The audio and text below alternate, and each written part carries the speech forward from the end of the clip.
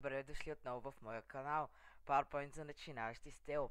Днес ще ви покажа по-основните неща за PowerPoint, като шрифт на текст, размер на текст, най-важното да слагаме снимки.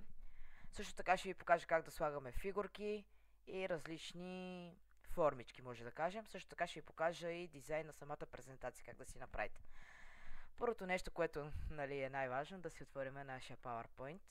И това ни е нашата заглавна страница. Давам ви пример, като ще направим една презентация за Азия. И ето, пишем Азия.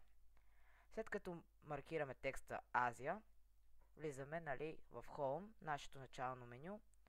И ето тук, това е нашия шрифт. Избираме си какъвто искаме шрифт на текста. Примерно, ето този. На мен ми харесва.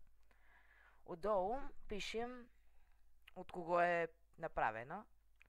Ето аз пиша от Тео. Така.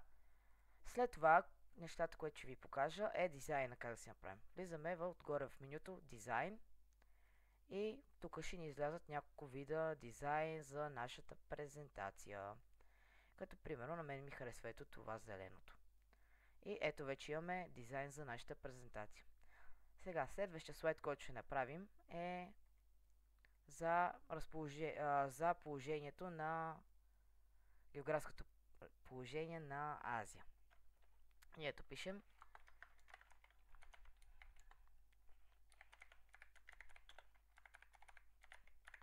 географско положение на Азия. И сега ще ви покажа как да си сложим снимка. Влизаме в нашия браузър и пишеме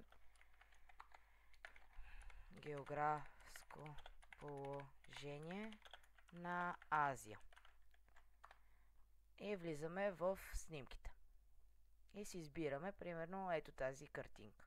Натискаме десен бутон върху нея и излиза Save Images. След като го натиснем, пишем Азия, едно примерно, и си харесвате където да си запазите вашата картинка. Ето в моят случай аз ще си я запазя на десктопа и натискаме Save.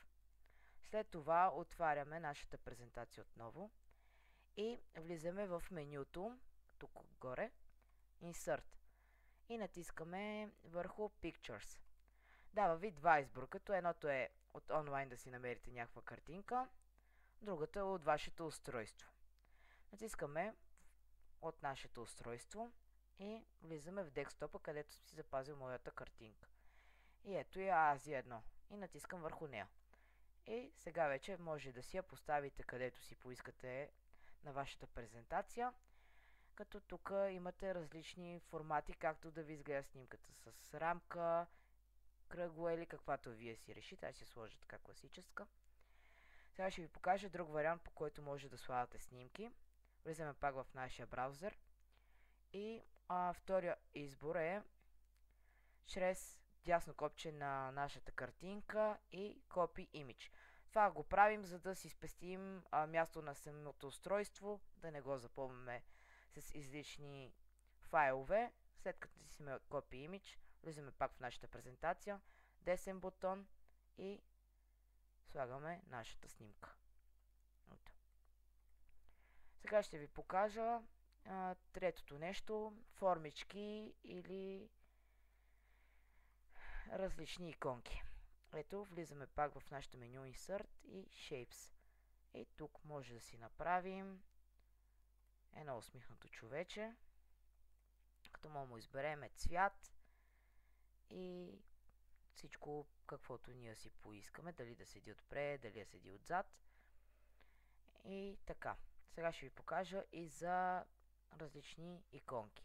Влизаме пак в менюто Insert, иконките натискаме и ето тук може, примерно, си изберем ето тази зебра и да си сложим ето тази зебра.